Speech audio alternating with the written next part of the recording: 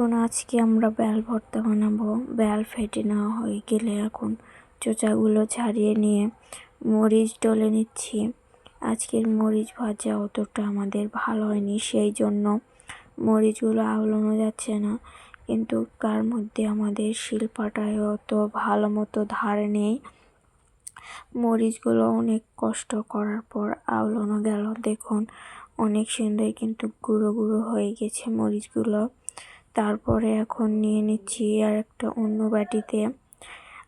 দেখুন কাঁচা বেলের চেয়ে কিন্তু পাকা বেল বেশি মজা, কিন্তু তাও আমরা লোক না সামলাতে পেরে কাঁচা বেলগুলোই মানে ভর্তা বেনে খাচ্ছি। এখন বেলগুলো থিতলা করে নিয়ে মরিচের গুঁড়ো, হলুদের গুঁড়ো, সরিষার তেল দিয়ে গুড় দিয়ে সুন্দর করে মেখে নিয়ে অনেক সুন্দর একটা কালার আসছে। দেখুন বেল ভর্তা কিন্তু বেশ মজাই হয়েছে আজকের।